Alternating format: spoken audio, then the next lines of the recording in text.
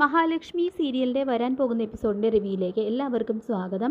അങ്ങനെ മഹാലക്ഷ്മി മരിച്ചു എന്നുള്ള മേഘൻ്റെയും പ്രതാപിൻ്റെയും കരുണയുടെയും ഒക്കെ വിശ്വാസത്തിന് കനത്ത തിരിച്ചടി നൽകിക്കൊണ്ട് മാർക്കോ തൻ്റെ മാസ്റ്റർ പ്ലാൻ തുടങ്ങുകയാണ്. അതായത് മഹാലക്ഷ്മിയുടെ ആത്മാവിൻ്റെ സാന്നിധ്യം കമലേശ്വരം തറവാട്ടിലും പ്രതാപിൻ്റെ വീട്ടിലും ഉണ്ടെന്ന് വരുത്തി തീർത്ത് അവരെ ഭയത്തിൻ്റെ മുൾമുനയിൽ നിർത്തുകയാണ്. ശേഷം എടാ പ്രതാപ, ഞാൻ അന്നേ പറഞ്ഞില്ലേ ദുർമരണം സംഭവിച്ചവർ ആത്മാവായിട്ട് അലയുമെന്ന്. ഇവിടെയാണെങ്കിൽ മഹാലക്ഷ്മി അവളുടെ ആഗ്രഹമൊന്നും പൂർത്തിയാക്കാതെ ദുർമരണമാണ് അവൾക്ക് സംഭവിച്ചിരിക്കുന്നത്. അവളുടെ മരണത്തിന് ഉത്തരവാദിയായവരെ അവൾ എന്തായാലും വെറുതെ വിടുമെന്ന് എനിക്ക് തോന്നുന്നില്ല പ്രതാപ എന്നെല്ലാം പറഞ്ഞ് മുത്തശ്ശി ഭയപ്പെടുമ്പോൾ, അങ്ങനെയൊന്നും ഉണ്ടാവില്ല അമ്മേ, ഈ പ്രേതം എന്ന് പറഞ്ഞ ഒരു സംഭവമേ ഇല്ല. അതും ഈ 21-ാം നൂറ്റാണ്ടിൽ അമ്മ ഇങ്ങനെ ഓരോന്ന് പറഞ്ഞ് കരുണമോളെ കൂടി ഭയപ്പെടുത്തരുത്. മോളുടെ വയറ്റിലാണെങ്കിൽ ഇപ്പോൾ ഒരു കുഞ്ഞുള്ളതാണ്. പേടി എന്തെങ്കിലും തെറ്റിക്കഴിഞ്ഞാൽ മോൾക്ക് എന്തെങ്കിലും സംഭവിച്ചാൽ പിന്നെ നമ്മൾ എന്തിനാ ജീവിച്ചിരിക്കുന്നത് എന്നെല്ലാം പ്രതാപം പറയുമ്പോൾ, അവളുടെ സാന്നിധ്യം എനിക്കിവിടെ അറിയാൻ കഴിയുന്നുണ്ട് പ്രതാപ. അവളെ ഞാൻ നേരിട്ട് കണ്ടു. നീയല്ലേ അവളുടെ ചിതയ്ക്ക് ആദ്യം തീ കൊളുത്തിയത്, അതുകൊണ്ട് നിന്നെ ആദ്യം തീർക്കാനായിരിക്കും അവളുടെ ഉദ്ദേശം എന്ന് മുത്തശ്ശി പറയുമ്പോൾ, അമ്മ ഇങ്ങനെയൊന്നും പറയരുതേ എന്നെല്ലാം പ്രതാപൻ പറയുന്നുണ്ടെങ്കിലും ഉള്ളിൻ്റെ ഉള്ളിൽ ചെറിയൊരു പേടി പ്രതാപനും തോന്നുന്നുണ്ട്. അപ്പോൾ മാർക്കോയും ലോപ്പസും കൂടിയാണ് കേട്ടോ പ്രതാപിൻ്റെ വീട്ടിലേക്ക് മഹിയെ എത്തിച്ചിരിക്കുന്നത്. അങ്ങനെ അന്നത്തെ രാത്രി അവർ മഹിയെ നേരിട്ട് കണ്ട് ശരിക്കും പേടിക്കുന്നുണ്ട്. പ്രതാപനും മുത്തശ്ശിയും കരുണയെല്ലാം വ്യക്തമായിട്ട് തന്നെ മഹാലക്ഷ്മിയെ കാണുന്നുണ്ട് കേട്ടോ. ശേഷം ഞാൻ പറഞ്ഞില്ലേ പ്രതാപ, അവൾ ഇവിടെ തന്നെ ഉണ്ട്, ഉടനെ എന്തെങ്കിലും ചെയ്യണം എന്നെല്ലാം മുത്തശ്ശി പറയുമ്പോൾ, ഇനിയിപ്പോൾ ഇതൊക്കെ എല്ലാം നമ്മുടെ തോന്നലാണോ എന്നെല്ലാം പ്രതാപൻ ചോദിക്കുമ്പോൾ, അവളെ മുകളിലേക്ക് പറഞ്ഞു വിട്ടത് നമ്മളാണല്ലോ, ആ പേടി ഉള്ളിൽ കിടക്കുന്നത് കൊണ്ട് നമുക്ക് തോന്നുന്നതാണോ എന്നെല്ലാം പ്രതാപൻ പറയുമ്പോൾ, എങ്കിൽ പിന്നെ നമ്മൾ 3 പേരും എങ്ങനെ അവളെ കാണുമെന്ന് മുത്തശ്ശി ചോദിക്കുമ്പോൾ, എങ്കിൽ പിന്നെ ഞാനിത് മേഘനോട് പറയാം, ഇനി അവനും ഇതുപോലെ എന്തെങ്കിലും ആത്മാവിൻ്റെ സാന്നിധ്യം അവളുടെ സാന്നിധ്യം അവിടെ ഉണ്ടായിട്ടുണ്ടോ എന്നെല്ലാം പറയുന്നുണ്ട് കേട്ടോ പ്രതാപൻ. അങ്ങനെ വേഗം തന്നെ പ്രതാപൻ മേഘനെ കാണാനായിട്ട് ചെല്ലുന്നുണ്ട്. അങ്ങനെ മേഘൻ്റെ അടുത്ത് ചെന്നിട്ട്, മേഘ, ഞാനും അമ്മയും കരുണമോളും ഇന്നലെ എൻ്റെ വീട്ടിൽ വെച്ച് അവളെ കണ്ടു. അവളെ കണ്ടതോടെ കരുണമോൾ തളർന്നു വീഴാൻ തുടങ്ങി. എനിക്ക് തോന്നുന്നത് അവൾ നമ്മുടെ ആത്മാവായിട്ട് നമ്മുടെ പുറകെ തന്നെ ഉണ്ടെന്നാണെന്ന് പറയുമ്പോൾ, എന്താ പ്രതാപനങ്ങളെ, പ്രേതം ആത്മാവ് അങ്ങനെയൊന്നുമില്ല, ഇതൊക്കെ അവളോടുള്ള പേടി കൊണ്ട് നിങ്ങൾക്കൊക്കെ വെറുതെ തോന്നുന്നതാണെന്ന് പറയുമ്പോൾ, ഇനി മരിച്ചത് അവൾ തന്നെയല്ലേ മേഘ, അല്ല അവൾ മരിച്ചു പോയിന്ന് പലതവണ നമ്മൾ ഉറപ്പിച്ചതാണ്, എന്നിട്ടും അവൾ മടങ്ങി വന്നിട്ടുണ്ട് എന്നല്ല, അതുകൊണ്ടാണ് ചോദിക്കുന്നത് എന്നെല്ലാം പ്രതാപം പറയുമ്പോൾ, അങ്കിളെ, നമ്മൾ അവളുടെ ഡെഡ് ബോഡി കണ്ടതല്ലേ, അതിലവൾ ഫിനാൻസ് സർജറിക്ക് പോകുമ്പോൾ ഉടുത്തിരുന്ന ആ സാരി തന്നെയല്ലേ ഉടുത്തിരുന്നത്, പിന്നെ സംശയിക്കേണ്ട കാര്യമൊന്നുമില്ല. ആദ്യം അങ്കിൾ മനസ്സിൽ നിന്നും ആ പേടി അങ്ങ് എടുത്തു മാറ്റുക, അപ്പോൾ തന്നെ എല്ലാം ശരിയാകുമെന്ന് മേഘം പറയുമ്പോൾ, എന്തൊക്കെ പറഞ്ഞാലും അവൾ ദൈവത്തെ കൂടെ കൂട്ടി നടന്നിരിക്കുന്നവളാണ്.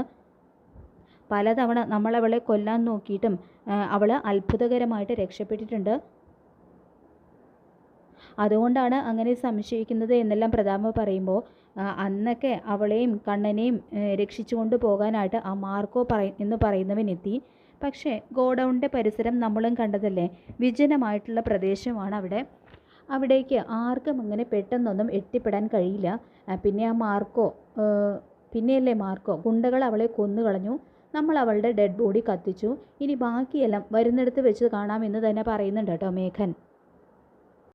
അങ്ങനെ അവർ ഭയപ്പെട്ട് കഴിയുന്ന സമയത്ത് മഹിയുടെ തിരോധാനത്തെ തുടർന്ന് കണ്ണൻ്റെ പരാതിയിൽ മാർക്കോയുടെ ആളുകൾ തന്നെ ഡ്യൂപ്ലിക്കേറ്റ് പോലീസായിട്ട് എത്തി പ്രതാപനെയും മേഘനെയും തൂക്കിയെടുത്ത് അവരുടെ രഹസ്യ സങ്കേതത്തിൽ കൊണ്ടുപോകുന്നുണ്ട് കേട്ടോ.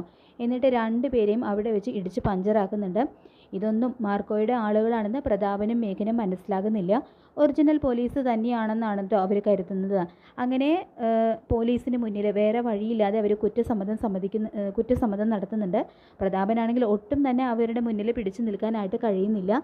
തല്ലുകൊണ്ട് അവശനായി പോകുന്നുണ്ട് പ്രതാപൻ. എൻ്റെ മോളുടെ കണ്ണീര് കണ്ടിട്ടാണ് അവളെ ഇല്ലാതാക്കാൻ നോക്കിയതെന്ന് പ്രതാപനും, കണ്ണൻ്റെ സ്വത്തുക്കൾ കിട്ടുന്നതിന് വേണ്ടി മഹാലക്ഷ്മി ഒരു തടസ്സമാണ്, അതുകൊണ്ടാണ് അവളെ കൊല്ലാൻ നോക്കിയത് എന്ന് മേഘനും തുറന്ന് സമ്മതിക്കുന്നുണ്ട്. അങ്ങനെ അവർ കുറ്റസമ്മതം നടത്തുന്ന സമയത്ത് തന്നെ മഹാലക്ഷ്മിയെയും കൂട്ടി മാർക്കോ അവരുടെ മുന്നിലേക്ക് കടന്നു ചെല്ലുന്നുണ്ട് കേട്ടോ. അപ്പോൾ മഹിയെ കാണുന്നതും അവർ 2 പേരും ഭയന്ന് വിറയ്ക്കുന്നുണ്ട്. കാരണം മഹാലക്ഷ്മി മരിച്ചു പോയി എന്നുള്ള കാര്യത്തിൽ അവർക്ക് യാതൊരു സംശയമില്ല, അവരങ്ങനെ തന്നെയാണ് കരുതിയിരിക്കുന്നത്. അതുകൊണ്ട് അപ്രതീക്ഷിതമായിട്ട് മഹിയെ കാണുന്നതും 2 പേരും നടുങ്ങുന്നുണ്ട് കേട്ടോ. ഇതേ സമയം അവർ കുറ്റസമ്മതം നടത്തുന്നതിൻ്റെ വീഡിയോ ഒക്കെ മാർഗോ എടുക്കുകയും ചെയ്യുന്നുണ്ട്. ശേഷം മാർഗോ അവരോടായിട്ട് പറയുന്നുണ്ട്, നിങ്ങൾ രണ്ടുപേരും കരുതുന്നത് പോലെ മഹാലക്ഷ്മിക്ക് ഒരു പോറൽ പോലും സംഭവിച്ചിട്ടില്ല. മഹാലക്ഷ്മിയോട് നിങ്ങൾ ചെയ്യാൻ നോക്കിയ കൊടും ചതിയുണ്ടല്ലോ, അതിനുള്ള 8ൻ്റെ പണിയാണ് നിങ്ങൾക്കിവിടെ കിട്ടിയത്. എടാ മേഘ, എന്നെ പെണ്ണ് കേസിൽ കൊടുക്കാൻ നോക്കിയപ്പോൾ തന്നെ നിന്നെ ഞാൻ നോട്ടം ഇട്ട് വെച്ചതാണ് എന്ന് മേഘനോടും, എടോ പ്രതാപ, തനിക്ക് അന്ന് എൻ്റെ കയ്യിൽ നിന്ന് കിട്ടിയ ഇരട്ടിയടിയൊന്നും പോരെ എന്ന് പ്രതാപനോടായിട്ടും ചോദിക്കുന്നുണ്ട് കേട്ടോ മാർഗോ. ശേഷം മഹിയുടെ ഓഴാണ്. മഹി രണ്ടാളോടുമായിട്ട് ചോദിക്കുന്നുണ്ട്, രണ്ടാനച്ഛനാണെങ്കിലും തന്നെ ഞാൻ അച്ഛ എന്നല്ലേ വിളിച്ചത്, എന്നിട്ടും താൻ എൻ്റെ മരണം ആഗ്രഹിച്ചു. തുടർന്ന് മേഘനോടായിട്ട്, അച്ഛൻ്റെ മരണശേഷം ആ സ്ഥാനത്ത് നിന്ന് നിങ്ങളെ എല്ലാവരെയും സഹായിക്കുകയല്ലേ കണ്ണേട്ടൻ ചെയ്തത്, എല്ലാവർക്കും കമ്പനിയിൽ ജോലി തന്ന് ശമ്പളം തന്ന് കണ്ണേട്ടൻ കൂടെ നിർത്താൻ നോക്കി, എന്നിട്ടും കണ്ണേട്ടൻ്റെ ജീവിതം തകർക്കാൻ നിങ്ങൾക്ക് എങ്ങനെ തോന്നി എന്ന് പറഞ്ഞുകൊണ്ട് രണ്ടുപേർക്കും കണക്കിന് കൊടുക്കുന്നുണ്ട് കേട്ടോ മഹാലക്ഷ്മി പ്രതാപനും. അതോടുകൂടി തന്നെ മഹാലക്ഷ്മിക്ക് ഒരു പോറൽ പോലും സംഭവിച്ചിട്ടില്ല, എല്ലാം മാർഗോയുടെ കളിയാണ് എന്നുള്ള കാര്യങ്ങൾ പ്രതാപനും മേഘനും തിരിച്ചറിയുന്നുണ്ട്. പക്ഷേ ഇത്രയൊക്കെ ആയിട്ടും കരുണയുടെ മനസ്സിൽ ആ പക തീരുന്നില്ല കേട്ടോ. എൻ്റെ അച്ഛനും മേഘേട്ടനും നട്ടെല്ലില്ലാത്തവരായി പോയി, അല്ലെങ്കിൽ ഇങ്ങനെയൊന്നും പരാജയം കാണേണ്ടി വരുമായിരുന്നില്ല. അവളെ ഇനി എന്തെങ്കിലുമൊക്കെ ചെയ്യാൻ പറ്റുമെന്ന് എനിക്ക് തോന്നുന്നില്ല. അവൾ ഒരുപാട് ഉയരത്തിലെത്തിക്കഴിഞ്ഞു. അവൾ മരിച്ചു എന്ന് കരുതി സന്തോഷിച്ചതൊക്കെ വെറുതെ ആയല്ലോ ദൈവമേ, എന്തൊരു നാണം കെട്ട ജീവിതമാണ് എൻ്റേത്. എൻ്റെ ഭർത്താവ് എന്ന് പറയുന്ന കിഴങ്ങനെ കൊണ്ട് ഒരു പ്രയോജനവും ഇല്ല. നിങ്ങൾക്ക് കഴിവുണ്ടായിരുന്നെങ്കിൽ അയാളെയും അവളെയും ഇതിനു മുൻപ് തന്നെ ഇല്ലാതാക്കുമായിരുന്നു. എൻ്റെ അച്ഛനും മുത്തശ്ശിയൊക്കെ പറയുന്നത് പോലെ നിങ്ങൾ വെറും കിഴങ്ങനാണ്, വെറും കിഴങ്ങൻ എന്നെല്ലാം കരുണ ഉണ്ണിയുടെ മുഖത്ത് നോക്കി വിളിക്കുമ്പോൾ കരുണയെ ഞെട്ടിച്ചുകൊണ്ട് കരുണയുടെ കരണമടിച്ച് പൊട്ടിക്കുന്നുണ്ട് കേട്ടോ ഉണ്ണി. എന്നിട്ട് പറയുന്നുണ്ട്, എടി കരുണേ, നീ ഇത്ര നാൾ എന്നെ കൊച്ചാക്കി സംസാരിക്കുന്നത്, ഇടിച്ചു ചാതി സംസാരിക്കുന്നതെല്ലാം ഞാൻ കേട്ടു നിന്നത് നിന്നെ പേടിച്ചിട്ടൊന്നുമല്ല, നിൻ്റെ വയറ്റിൽ ഒരു കുഞ്ഞുള്ളത് കൊണ്ട് മാത്രമാണ്.